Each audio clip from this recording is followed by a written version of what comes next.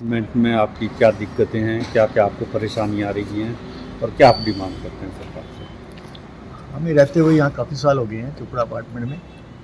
एक तो यहाँ सबसे बड़ी दिक्कत है लोगों को पार्किंग की। चोपड़ा ने सारी पार्किंग बेच खाई है।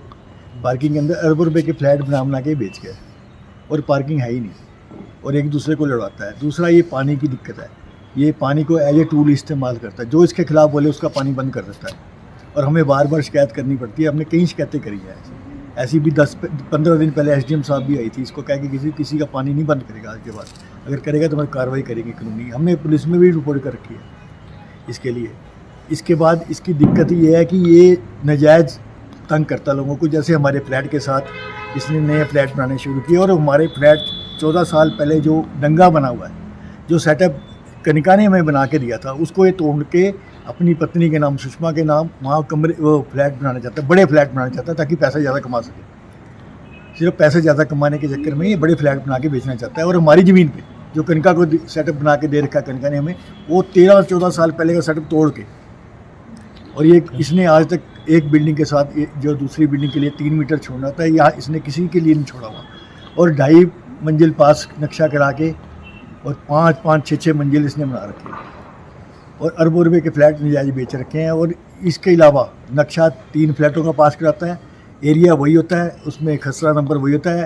अगर इधर की डिस्ट्रिक्ट आता है तो वो इधर लगाता है, इधर की लगाता है तो वो नक्शा इसके साथ लगा के पास कराता है। इसको कोई रोकने टोकने वाले, कोई तहसील इसके दार इसका कुछ नहीं बिगाड़ सकता। इवन कि इसने एक तो रजिस्ट्री में आपको ओरिजिनल दिखाऊंगा, उसके ऊपर तहसीलदार के साइन है और बेचने वाले चोपड़े के साइन ही नहीं है। वो रजिस्ट्री मेरे पास पड़ी है, ओरिजिनल पड़ी है। हाँ, और भी इसके कई डॉक्यूमेंट। अभी इस बिल्डिंग में कितने फ्लैट्स के नक्शे जो हैं वो पास हैं और कितने फ्लैट बने हुए हैं? देखो जी, हमने दो ब्लॉक का सर्वे करवाया था, एक 3 नंबर एक 7 नंबर जी। जो 3 नंबर ब्लॉक है उसमें सिर्फ 6 फ्लैट पास है और 13 बने हुए हैं। ओके जी। सिर्फ 6 फ्लैट पास। और जो 7 नंबर उसमें भी 6 के नक्शे पास हैं। और उसमें कितने हैं? उसमें 23-24 फ्लैट बने हैं, बाकी इसने जायज़ नीचे कमरे बना के किराए पे दे रखे हैं।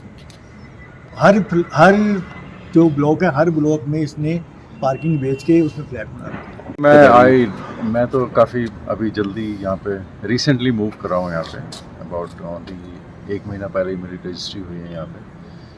तो यहाँ के इश्यूज़ जो मैंने सुने इतने सारे और यहाँ के नक्शे वगैरह भी देखे, उसके बाद जैसे इन लोगों ने इतनी कंप्लेंट्स कर रखी हैं। मैं खुद एक्चुअली एडवोकेट हूँ, दिल्ली से सुप्रीम कोर्ट में एडवोकेट था, अब यहाँ पे रिटायरमेंट की लाइफ जीने के लिए आया हूँ।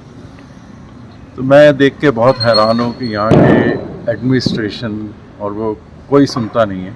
इन लोगों ने इतनी कंप्लेंट्स कर रखी हैं, सब कुछ कर रखे हैं। मैं I went through the all documents etcetera, but there is I am really surprised that how administration can be so deaf. और उसके बाद मैंने इनको थोड़ी हेल्प करी ड्राफ्टिंग में, मैंने खुद इनको कंप्लेंट्स लिख के दी, उसके ऊपर भी कोई जवाब नहीं आता एडमिनिस्ट्रेशन का। हम लोग खुद मिलने के लिए गए एमसी कमिश्नर वगैरह को साथ मिलके कि उन्होंने बस सुनी हमारी बात, ठीक है हम एक्शन लेंगे, लेकिन कोई एक्शन नहीं लिया गया। यहाँ पे जेसीबी चल रही थी मेरे सामने जब मैं मूव किया यहाँ पे, जबकि जेसीबी अलाउड नहीं है यहाँ पे, लेकिन उसके बावजूद भी जेसीबी चलती रही और पूरा चलती रही। हमारे कंप्लेंट करने के बाद हमने वीडियो तक उनके ईमेल के ऊपर डाले एमसी कमिश्नर के, बट कोई सुनवाई नहीं हुई। अब मुझे लगता है कि एक प्रेस ही ऐसा मीडिया है जो इनको एक्सपोज कर सकता है, ये जितना भी एडमिनिस्ट्रेशन है और प्लस ये जो इलीगैलिटीज़ यहाँ पे हो रही हैं। तो I request the press media to take appropriate action against. Himachal Pradesh का जिला सोलन अवैध निर्माण को लेकर हमेशा सुर्खियों में रहा है। सोलन एक ऐसा जिला है जो कि पंजाब और हरियाणा के नजदीक होने के कारण बिल्डर्स की पहली पसंद रहा है। बिल्डर्स मनचाहे ढंग से अवैध निर्माण करके फ्लैट्स को सोने के भाव में बेच रहे हैं। सरकार के कानूनी दाव पेंचों से बचने के लिए ऊंची पहुंच रखने वाले या फिर राजनेताओं से दोस्ती करके रसूखदार अवैध निर्माणों का दस्तूर जारी रखे हुए हैं। अवैध निर्माता इन राजनेताओं को खुश करने के लिए या तो चंदे के रूप में धनलक्ष्मी चढ़ाते हैं या फिर अपने अवैध फ्लैटों को वैध करने के लिए फ्लैट भी उपहार के तौर पर दे देते हैं। किसी ने सच ही कहा है कि जब साइयां भये कोतवाल तो डर काहे का।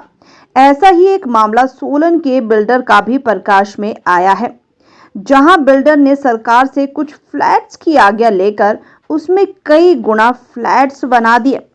मजे की बात यह है कि सभी फ्लैट्स बिक भी गए और अवैध होने के बावजूद उनमें बिजली पानी भी लग गया। यही नहीं, अवैध फ्लैट्स की रजिस्ट्रियां भी हुई और उन्हें एनओसी भी मिल गई।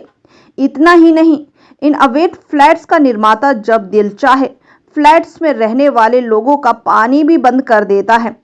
इस बिल्डर्स की कारगुजारी शायद फाइलों में ही दफन हो जाती अगर इन फ्लैट्स में रहने वाले लोगों को पानी, बिजली व सीवरेज की समस्या न आती। जब इन समस्याओं का हल ढूंढने के लिए फ्लैट्स में रहने वाले लोगों द्वारा बनाई गई सोसाइटी के माध्यम से इन परेशानियों को सुलझाने के लिए जब संबंधित विभाग से संपर्क किया गया और यह लोग जब संबंधित विभाग के कार्यालय पहुंचे तो बहुत बड़ा खुलासा हुआ। खुलासे में उन्हें पता चला कि जहां वह लाखों रुपए की कीमत अदा करके रह रहे हैं वह सब अवैध है, तो उनके पैरों तले की जमीन ही खिसक गई। इन खुलासों में और क्या क्या हुआ, आइए जानते हैं इस सोसाइटी के सेक्रेटरी कमल देव और सर्वोच्च न्यायालय के रिटायर्ड अधिवक्ता विकास बत्रा से।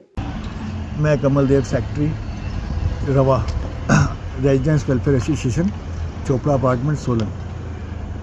तो मैं चोपड़ा अपार्टमेंट के बारे में बताना चाहता हूँ कि एक तो ये चोपड़ा ने बहुत सारी नाजायज़ बिल्डिंग बना रखी हैं। इसकी शिकायत हमने कई बार हमने एमसी में भी की हैं, सीएम तक की भी की हैं, सब जगह की हैं, पर ये कहता है मेरा कोई कुछ नहीं बिगाड़ सकता। अब ये नई एक और कर रहा है। ये जो बिल्डिंग है हमारी 3 नंबर ब्लॉक में रहते हैं, ये कनिका ने 13 साल हो गए इसको बना के बेचा हुआ सबको, सारे फ्लैट बिके हुए इसमें। तो आज ये इसकी मदर सुषमा ने साथ ही प्लॉट ले लिया है जिस पे कंस्ट्रक्शन शुरू कराना चाहती है, जिसकी खुदाई हो रही है।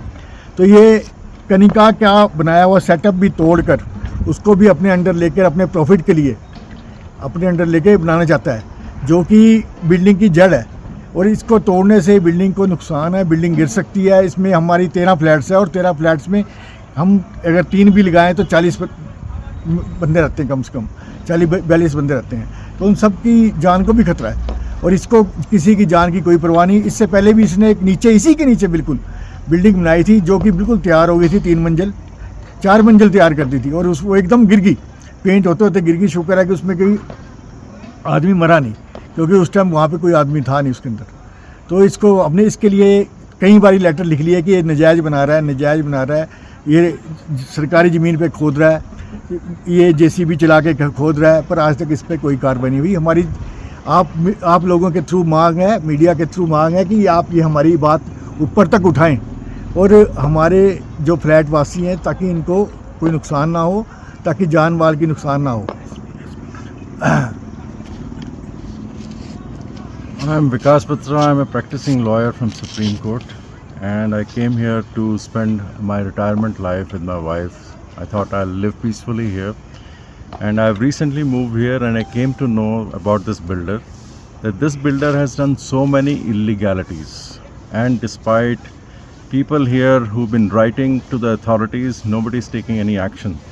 Even I've written letters, I've drafted few letters and written to the authority, and I'm surprised nobody wants to take any action against the builder, because I think he has high up contacts, and it is indicating that he's bribing these he's in connivance with these officers, and he's bribing them very well. So I request the administration should wake up now, because we are now living in danger. Now this is endangering people's life. Whatever he is bringing up here, what Kamal ji has explained also, and I am witnessing it every day. Thank you. Bhushan jewellers festival bonanza, lucky draw बदल देगा आपकी जिंदगी। 10,000 की खरीद पर 3 चमचमाती car और 5 स्कूटियां। तो आज ही विजिट करें भूषण ज्वेलर्स सोलन।